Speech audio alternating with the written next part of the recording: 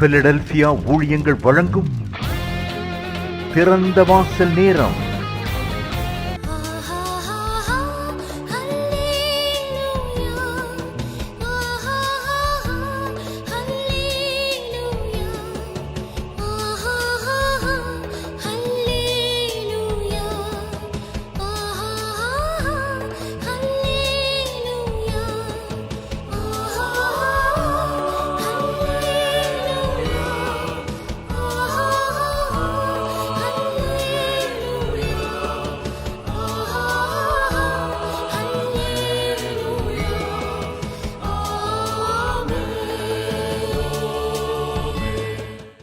ஆண்டவரும் இரட்சகருமாகிய இயேசு கிறிஸ்துவின் நாமத்தினாலே தேவ பிள்ளைகள் உங்கள் ஒவ்வொருத்தரையும் பிலதெல்பியா ஊழியங்களின் சார்பாக நாங்கள் உங்களை வாழ்த்துகிறோம். கர்த்தர் உங்களுடைய காரியங்கள் எல்லாவற்றையும் வாய்க்க செய்வாராக. இன்றைக்கு ஆண்டவர் சொல்லுகிறார், நீ எழும்பு என்று ஆண்டவர் சொல்லுகிறார். நீ எழும்பு என்று ஆண்டவர் சொல்லுகிறார். உங்களுடைய வாழ்க்கையில் நீங்கள் எந்த சூழ்நிலைமையில் நீங்கள் எப்படி இருந்தாலும் அந்த சூழ்நிலைமைகளை மாற்றி கர்த்தர் ஒரு புதிய அற்புதத்தை செய்ய போகிறார் என்று ஆண்டவர் இன்றைக்கு பேசுகிறார் நம்மோடு கூட. அப்போஸ்தலர் நடபடிகள் 9வது அதிகாரம் 33, 34 2 வசனங்களை வாசிக்கும் பொழுது, அங்கே 8 வருஷமாய் கட்டிலின் மேல் திமிர்வாதம் உள்ளவனாய் கிடந்த ஐனேயா என்னும் பேருள்ள ஒரு மனுஷனை கண்டான். பேதுரு அவனை பார்த்து, ஐனேயாவே, இயேசு கிறிஸ்து உன்னை குணமாக்குகிறார், நீ எழுந்து உன் படுக்கையை நீயே போட்டுக்கொள் என்றான். உடனே அவன் எழுந்திருந்தான். ஏராளமான அற்புதங்களை கர்த்தர் அப்போஸ்தலருடைய கரத்தினாலே செய்தார். ஆண்டவராக இயேசு கிறிஸ்து பரமேறி போனதற்கு அப்புறமாக பரிசுத்த ஆவியானவர் அப்போஸ்தலர்கள் மீது வல்லமையாக இறங்கினார். ஏராளமான அற்புதங்களை தேவனாகிய கர்த்தர் செய்தார். அப்படி செய்த ஒரு அற்புதத்தை நாம் பார்க்கும் பொழுது, சீமோன் பேதுருவை கொண்டு கர்த்தர் ஒரு அற்புதத்தை செய்தார். ஐனேயா என்ற ஒரு மனிதன் 8 வருஷமாய் கட்டிலின் மேல் படுத்த படுக்கையாக கிடந்த ஒரு மனிதன். ஒரு நாள் 2 நாள் அல்ல, 1 வருஷம் 2 வருஷம் அல்ல, கிட்டத்தட்ட 8 வருடங்கள் அவன் திமிர்வாதம் உள்ளவனாய் கட்டிலின் மேல் 8 வருஷமாய் ஒரு மனிதன் இருந்தான். அவனுக்கு ஜீவன் இருக்கிறது, அவனுக்கு சரீரத்தில் எல்லா அவயங்களும் உறுப்புகளும் இருக்கிறது. ஆனால் அவனால் எழும்பி எதுவுமே செய்ய முடியாத அளவுக்கு 8 வருட காலமாக அவன் படுத்த படுக்கையாக இருந்தான். இந்த நேரத்தில் தேவனாகிய கர்த்தர் சீமோன் பேதுருவை கொண்டு அந்த இடத்துல அந்த மனிதனுக்கு செய்த அற்புதத்தை நாம் பார்க்க முடியும். ஒரே நிமிஷத்தில் 8 வருட படுக்கையை தேவனாகிய கர்த்தர் மாற்றினார். இன்றைக்கி தேவ பிள்ளைகள் அநேகருடைய வாழ்க்கையில் ஒரு கேள்விக்குறி இருக்கிறது. பல ஆண்டுகளாக நான் ஒரு காரியத்தில் கஷ்டப்பட்டு கொண்டு இருக்கிறேன். ஒரு சில பிரச்சனைகள் பல ஆண்டுகளாக தொடர்ந்து வந்து கொண்டே இருக்கிறது. நான் என்ன செய்ய போகிறேன் என்று தெரியவில்லை என்று ஒரு கேள்விக்குறி இருக்கலாம். ஒரு சில நேரங்களில் இந்த பிரச்சனைகள் இப்படியே தான் வாழ்க்கையில் இருக்கும், இது மாறாது, ஏனென்றால் பல ஆண்டுகளாக இருக்கிறபடினால் இது இப்படியே தான் இருக்கும் என்றும் ஒரு நம்பிக்கை வந்திருக்கலாம். ஆனால் ஆண்டவராகிய தேவன் அவருடைய பிள்ளைகளுக்கு எந்த நிமிஷமும் அற்புதம் செய்வார் என்பதை நாம் மறந்துவிடக்கூடாது. நீ எழும்பு என்று ஆண்டவர் சொல்லுகிறார். தூசியை உதறிவிட்டு நீ எழும்பு என்று ஆண்டவருடைய வசனம் நம்மை பார்த்து சொல்லுகிறது. என்னால் முடியாது, இனிமேல் என்னால் எழும்ப முடியாது என்று நினைத்து கொண்டு இருக்கிற காரியங்களில் கர்த்தராகிய தேவன் இப்பொழுது ஒரு பெரிய விடுதலை உங்களுக்கு கொடுக்க போகிறார். குமாரன் உங்களை விடுதலையாக்கினால் மெய்யாகவே விடுதலை ஆவீர்கள், சத்தியத்தையும் அறிவீர்கள், சத்தியம் உங்களை விடுதலையாக்கும். கர்த்தரை ஆவியானவர், கர்த்தருடைய ஆவி எங்கேயோ அங்கே விடுதலையும் உண்டு என்று வேத வசனத்தில் நாம் பார்க்க முடியும். ஆண்டவராக இயேசு கிறிஸ்துவினுடைய வல்லமை உங்களுடைய வாழ்க்கையில் நீங்கள் தவித்து கொண்டிருக்கிற காரியங்களில் இறங்க போகிறது. நீங்கள் எழும்பி ஓடக்கூடிய அளவுக்கு, நீங்கள் பிரகாசிக்கக்கூடிய அளவுக்கு தேவனாகிய கர்த்தருடைய வாழ்க்கையில் கிரியை செய்ய போகிறார். சீமோன் பேதுருவை கொண்டு தேவனாகிய கர்த்தர் செய்த அற்புதங்களில் ஒரு அற்புதத்தை நான் வேதத்தில் பார்த்து கொண்டு இருக்கிறோம். 8 வருஷ காலமாய் கட்டிலின் மேல் படுத்த படுக்கையாக கிடந்த ஒரு மனிதனுடைய வாழ்க்கையில் ஒரு மிக துயரமான ஒரு சூழ்நிலைமை, அவன் உயிரோடு இருக்கும் பொழுது அவனுக்கு ஏற்படுகிற மிக துக்ககரமான ஒரு சூழ்நிலைமையில் ஒன்றுதான் அவனால் செயல்பட முடியாமல் படுத்த படுக்கையாக இருக்கிற ஒரு சூழ்நிலைமை. ஏனென்றால் அவருடைய சரீரத்தில் பலவீனங்கள் எது இருந்தாலும் அவன் எழும்பி நடமாடி தன்னுடைய காரியங்கள் எல்லாம் பார்த்து கொள்ளுகிற விதத்தை பார்க்கிறோம். படுத்த படுக்கையாக இருக்கிற ஒரு சூழ்நிலைமை மிக மிக ஒரு கொடூரமானது. ஏனென்றால் மற்றவருடைய உதவி இல்லாமல் அவனால் ஒன்றும் பண்ண முடியாது. அப்படி இருக்கிற ஒரு மனிதனை யாரும் நேசித்து அவனுக்கு உதவி செய்ய மாட்டார்கள். ஒருவேளை பண உதவிகள் செய்யலாம், சின்ன சின்ன உதவிகள் செய்யலாம். ஆனால் படுத்த படுக்கையாக இருந்த ஒரு மனிதனுக்கு எல்லா காரியங்களையும் செய்ய வேண்டும் என்பது சாதாரணமான ஒரு விஷயம் அல்ல. அப்படி இருக்கும் பொழுது 8 வருடமாய் அவருடைய இருதயத்தில் எவ்வளவோ வேதனைகள் இருந்திருக்கும். என்னால் எளிமை நடக்க முடியவில்லையே, எனக்கு ஒருவருடைய உதவி இல்லாமல் என்னால் ஒன்றும் பண்ண முடியவில்லையே என்று ஏராளமான மன வேதனைகள் அவனுடைய வாழ்க்கையில் இருந்திருக்கலாம். ஒருவேளை அவனுக்கு உதவி செய்தவர்கள் எத்தனையோ பேர் அவனை வெறுத்திருக்கலாம். எத்தனை நாள் தான் இவனுக்கு உதவி செய்வது என்று எத்தனையோ பேர் வெறுத்திருக்கலாம். ஆனால் ஆண்டவராகிய தேவன் அவனை வெறுக்கவில்லை. கர்த்தர் அவனுடைய வாழ்க்கையில் அற்புதங்களை செய்ய வேண்டும் என்று ஆண்டவர் தீர்மானித்திருந்தார். பரலோகத்தில் இருக்கிற தேவன் இந்த பூமியில் அவர் தெரிந்தெடுத்த பாத்திரங்களை வல்லமையாக பயன்படுத்த வேண்டும், அவருடைய நாமத்தை அவர்கள் மகிமைப்படுத்த வேண்டும் என்பதற்காக அவருடைய பிள்ளைகளுடைய வாழ்க்கையில் ஒரு சில காரியங்களை கர்த்தர் அனுமதிக்கிறார். அது பலவீனங்களாக இருக்கலாம், வியாதிகளாக இருக்கலாம், கடன் பிரச்சனைகளாக இருக்கலாம். எப்படிப்பட்ட சூழ்நிலைமைகள் இருந்தாலும் ஒருவேளை கேட்கலாம், இந்த பிரச்சனைகளுக்கு நான் காரணமில்லை ஆண்டவரே, எதனால் இந்த கஷ்டம் எனக்கு வந்தது, எதனால் இந்த பிரச்சனை வந்தது என்று ஒருவேளை கேட்கலாம். தேவனாகிய கர்த்தர் உங்களுடைய வாழ்க்கையில் அற்புதம் செய்யும்படியாகவும் இந்த அற்புதத்தின் மூலமாக கர்த்தர் உங்களுடைய வாழ்க்கையில் மகிமைப்படும்படியாகவே கர்த்தர் இந்த பிரச்சனைகளை அனுமதித்திருக்கிறார் என்று நாம் நம்ப வேண்டும், நாம் விசுவாசிக்க வேண்டும். எனவே வேதத்தில் நாம் பார்க்க முடியும், ஒரு வாலிபன் குருடனாய் இருந்தான். இயேசு கிறிஸ்துவை பார்த்து சீஷர்கள் கேட்கிறார்கள், ஆண்டவரே, இவன் குருடனாய் பிறந்தது இவன் செய்த பாவமா, இல்லை இவனை பெற்றார்கள் செய்த பாவமா என்று கேட்கிறார்கள். வயிற்றில் இருக்கிற பிள்ளை எப்படி பாவம் செய்ய முடியும்? ஆனால் அவர்கள் கேட்கிறார்கள், பிறவியிலே இவன் குருடனாய் பிறந்திருக்கிறான், இது இவன் செய்த பாவமா, இல்லை இவனை பெற்றோர்கள் செய்த பாவமா என்று கேட்கிறார்கள். ஆனால் ஆண்டவராகிய இயேசு கிறிஸ்து சொல்லுகிறார், இது இவன் செய்த பாவமும் அல்ல, இவனை பெற்றோர்கள் செய்த பாவமும் அல்ல, தேவனுடைய நாமம் மகிமைப்படும்படியாகவே இவன் இப்படி பிறந்தான் என்று சொல்லி அந்த வாலிபனுடைய குருட்டு கண்களை இயேசு கிறிஸ்து திறந்தார். தேவன் அவனை மகிமைப்படுத்தினார். அன்றைக்கு அநேக ஜனங்கள் அவனை பார்த்து ஆச்சரியப்படக்கூடிய அளவுக்கு கர்த்தர் அந்த அற்புதத்தை செய்தார். இன்றைக்கு அநேகருடைய வாழ்க்கையில், தேவ பிள்ளைகளுடைய வாழ்க்கையில் ஒரு கேள்விக்குறி இருக்கிறது. ஏன் ஆண்டவரே, நான் இன்னும் இத்தனை ஆண்டுகள் நான் கஷ்டப்பட்டு கொண்டு இருக்கிறேன் ஆண்டவரே, உண்மை உண்மையாய் தேடுகிறேன் ஆண்டவரே, உங்களுடைய காரியங்களை நான் செய்கிறேனே, என்னுடைய வாழ்க்கையில் இந்த கஷ்டங்கள் இன்னும் மாறவில்லையே, இந்த பிரச்சனைகள் இன்னும் மாறவில்லை என்று ஒரு கேள்விக்குறிகள் நம்முடைய இருதயத்தில் இருந்து கொண்டு இருக்கலாம். ஆண்டவர் சொல்லுகிறார், தேவனாகிய கர்த்தர் உங்களுடைய வாழ்க்கையில மகிமைப்படும்படியாகவே கர்த்தருடைய வாழ்க்கையில செய்ய போகிற அற்புதங்களை பார்த்து அநேகர் ஆச்சரியப்படத்தக்க விதமாய் தேவனுடைய நாம மகிமைப்படும்படியாக கர்த்தர் இந்த கஷ்டங்களையும் பிரச்சனைகளையும் அனுமதித்திருக்கிறார் என்று நாம் விசுவாசிக்க வேண்டும். ஏனென்றால் இப்பொழுது இருக்கிற இந்த கஷ்டங்களை, இந்த பிரச்சனைகளில் கர்த்தருடைய வல்லமை இறங்கி உங்களுக்கு அற்புதத்தை நடத்த போகிறது.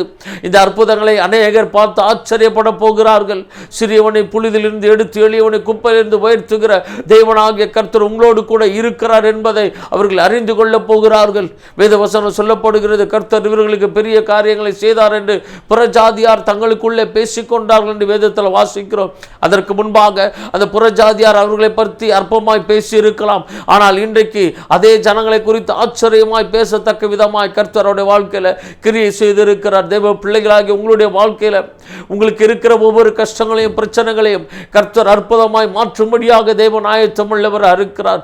ஒருவேளை அந்த கஷ்டங்கள் வருஷங்களாக போயிருக்கலாம். இந்த ஐனேயா என்ற இந்த மனிதன் 8 வருஷ காலமாய் படுத்த படுக்கையாக இருந்தான். அவருடைய வாழ்க்கையில கண்டிப்பாக ஒருபோதும் நம்பிக்கை வந்திருக்காது. ஏனென்றால் இத்தனை ஆண்டுகள் குணமாகாத இந்த வியாதி இனி ஒருபோதும் குணமாவதற்கு வழி இல்லை. இத்தனை ஆண்டுகளில் அவன் எத்தனையோ மருத்துவர்களை பார்த்திருக்கலாம், எவ்வளோ ட்ரீட்மெண்ட்டை எடுத்திருக்கலாம். ஆனாலும் அவனால் எளிமை நடக்க முடியவில்லை. அவனுடைய எல்லா வேலைகளையும் செய்ய முடியாமல் அவன் படுத்த படுக்கையாக இருந்து கொண்டு இருக்கிறான். அவனுக்கு நம்பிக்கையெல்லாம் போயிருக்கும். ஆனால் கர்த்தராகிய தேவன் அவனுக்கு திடீரென்று ஒரு நாள் ஒரு பெரிய விடுதலையை கொடுத்தார். தன்னுடைய ஊழியக்காரனை அனுப்பி ஒரு பெரிய விடுதலையை கொடுத்தார். அதே போல் தேவ பிள்ளையே, எந்த இடத்திலிருந்து நீ கண்ணீர் வடித்துக் கொண்டிருந்தாலும், எந்த இடத்திலிருந்து நீ தேவனை நோக்கி பார்த்து கதறிக்கொண்டிருந்தாலும் சரி, கர்த்தர் நீ இருக்கிற இடத்தில் உன்னை தேடி வந்து கர்த்தர் உனக்கு ஒரு அற்புதத்தை செய்ய போகிறார் என்று இன்றைக்கு ஆண்டவர் சொல்லுகிறார். நீ இருக்கிற இடத்தில் ஒரு அற்புதம் நடக்க போகிறது. உன்னுடைய வாழ்க்கையில் ஒரு அற்புதத்தை தேவன் செய்ய போகிறார். நீ எதிர்பார்த்து கொண்டிருக்கிற குடும்பத்தினுடைய காரியங்களில், பிள்ளைகளுடைய காரியங்களில் தேவன் ஒரு பெரிய அற்புதத்தை செய்ய போகிறார். பல ஆண்டுகளாய் தடைப்பட்டு இருந்த பல காரியங்களை இனி உன்னுடைய வாழ்க்கையில் தேவன் செய்ய போகிறார். அநேக ஆண்டுகள் தடைகளாய் இருந்தது, எழும்ப முடியாமல் முன்னேற முடியாமல், செயல்பட முடியாமல் தடைப்பட்டு கிடந்திருந்த எல்லா காரியங்களையும் கர்த்தர் உடைத்து, அந்த தடைகளை உடைத்து உங்களை எழும்பி உங்களை பிரகாசிக்க பண்ண போகிறார். எழும்பி பிரகாசி, உன் ஒளி வந்தது, கர்த்தருடைய மகிமை உன்மேல் உதித்தது என்று வேத வசனத்தின்படி தேவன் உங்களை எழும்பி பிரகாசிக்க பண்ண போகிறார். ஐனேயாவே, நீ எழுந்து உன் படுக்கை நீயே போட்டுக்கொள் என்று சீமோன் பேதுரு அவரை பார்த்து சொன்னார். அவன் எழுந்திருந்தான் என்று வேதத்தில் வாசிக்கிறோம். நீயே எழும்பி உன்னுடைய படுக்கையை போட்டுக்கொள். 8 வருடமாய் படுத்த படுக்கையாய் இருக்கிற ஒரு மனிதனை பார்த்து தேவ ஊழியக்காரன் சொல்லுகிறார், நீ எழும்பி உன்னுடைய வேலையை நீயே செய் என்று சொல்லுகிறார். எவ்வளவு ஒரு ஆச்சரியம் பாருங்க, எப்படி ஒரு அதிசயமாக தெய்வம் நடத்துகிறார் பாருங்க. இத்தனை ஆண்டுகள் எழும்ப முடியாமல் எந்த காரியங்களை நீங்கள் இருந்து கொண்டிருந்தாலும், உடைய பிள்ளைகளுடைய வாழ்க்கை இருந்து கொண்டிருந்தாலும், இப்பொழுதே தேவன் அவர்களை மாற்ற போகிறார். இப்பொழுதே தேவன் அவர்களை மாற்றி ஒரு அதிசயத்தமாய் கர்த்தர் உங்களை நடத்த போகிறார். நீ எழுந்து உன் படுக்கையை போட்டுக்கொள் என்று ஐனேயாவை பார்த்து சீமோன் பேதுரு சொன்னது போல் ஆண்டவர் சொல்ல போகிறார். நீ எழும்பி போ, உடைய காரியங்களை நான் பார்த்து கொள்ளுவேன் என்று ஆண்டவர் சொல்ல போகிறார். ஆண்டவர் இன்றைக்கு அப்படி ஒரு அற்புதத்தை செய்ய போகிறார். செங்கடலுக்கு முன்பாக இஸ்ரவேல் ஜனங்கள் நின்று கொண்டு இருக்கிறார்கள். மோசே நின்று கொண்டு இருக்கிறார். என்ன செய்வது என்பது தெரியவில்லை. இந்த செங்கடலை தாண்ட வேண்டும். பின்பாக பார்த்தால் பார்வோனுடைய சேனை வந்து கொண்டிருக்கிறது. வழி இல்லாமல் நின்று கொண்டு இருக்கும் பொழுது மோசே தேவனை நோக்கி பார்க்கும் பொழுது ஆண்டவர் மோசையை பார்த்து சொல்லுகிறார், நீ என்னிடத்தில் கேட்கிறது என்ன? உன்னுடைய கோலை நீ செங்கடலுக்கு நேராக நீட்டு என்று சொல்லுகிறார். மோசே தன்னுடைய கோலை செங்கடலுக்கு நேராக நீட்டின பொழுது செங்கடல் இரண்டாக பிளந்தது. செங்கடல் இரண்டாக பிளந்தது. அந்த பிளக்கப்பட்ட செங்கடலுக்கு நடுவாக ஒரு வெட்டாந்தரையில் கடந்து போவது போல இஸ்ரவேல் ஜனங்கள் அந்த கடலுக்கு நடுவாக கடந்து போனார்கள் என்று நாம் வேதத்தில் பார்க்க முடியும். இஸ்ரவேல் ஜனங்களை அழிக்க வேண்டும் என்று நினைத்து அவர்களை பின்பற்றி வந்த எகிப்தினுடைய சேனைகள் அதே செங்கடலுக்குள்ளாக மூழ்கி போனது.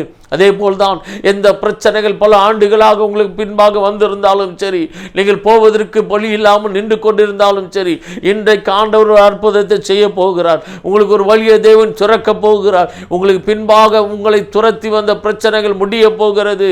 உங்களுக்கு பின்பாக வந்த சத்துருடைய கிரியைகளை தேவன் அழிக்க போகிறார். நீ எழும்பு என்று ஆண்டவர் சொல்லுகிறார்.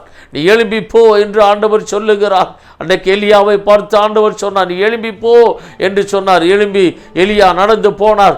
40 நாட்கள் நடந்து போனார் என்று வேதத்தில் நான் பார்க்க முடியும். இன்றைக்கு எந்த காரியங்கள், எந்த பிரச்சனைகள், எந்த வியாதி படுக்கைகள், பலவீனங்கள், எந்த கடன்கள், கஷ்டங்கள் உங்களுக்கு எழும்ப முடியாமல் இன்றைக்கு பல ஆண்டுகளாக நீங்கள் தவித்து கொண்டு இருந்தாலும் ஆண்டவர் இன்றைக்கு ஒரு அற்புதத்தை செய்ய போகிறார்.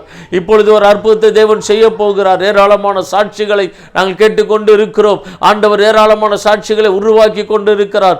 ஆண்டவர் சொல்ல, என்னுடைய வசனம் வெறுமையாய் திரும்பி வருவதில்லை, அது நான் அனுப்பின காரியமாய் வாய்க்கும் என்று ஆண்டவர் சொல்லுகிறார். கர்த்தருடைய வசனம் ஒருபோது வெறுமையாய் திரும்பி வருவதே கிடையாது.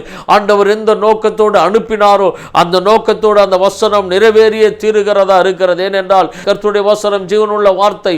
வானமும் பூமி ஒளிந்து போனாலும் என் வார்த்தைகளில் உள்ள ஒரு உறுப்போ ஒழியாது என்று ஆண்டவர் சொல்லியிருக்கிறார். எனவே யோபு சொன்னது போல கர்த்தர் எனக்கு குறித்திருக்கிறதை நிறைவேற்றுவார் என்று யோபு சொன்னது போல உங்களுடைய வாழ்க்கையில கர்த்தர் குறித்திருக்கிற அற்புதங்கள், அதிசயங்கள் கண்டிப்பாக நடக்கும்.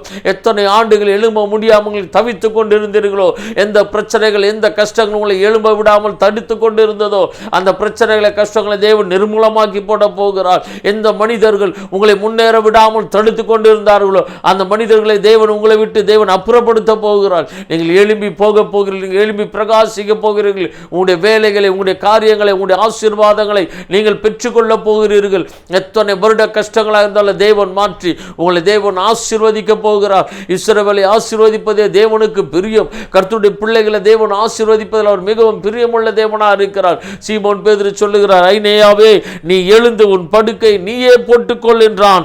உடனே அவன் எழுந்திருந்தான்.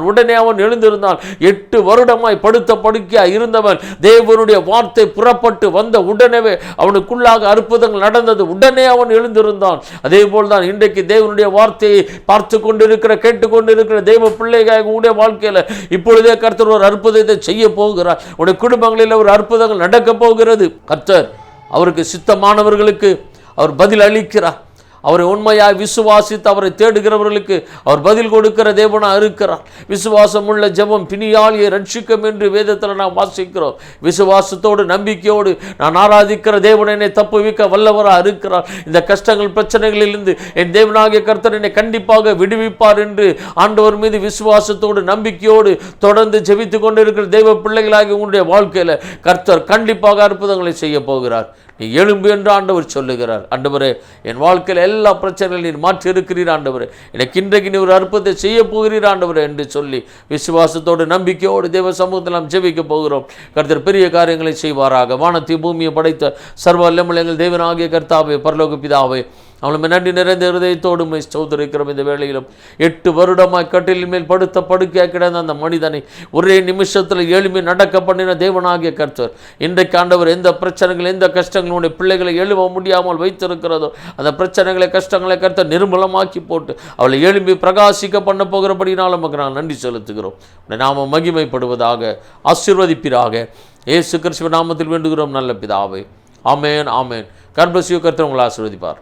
மேலும் விவரங்களுக்கு நீங்கள் தொடர்பு கொள்ள pastor V. Simon, master of divinity, Philadelphia ministry, number 324, Konnur high road, cellphone 9884569467 மற்றும் 9790826578.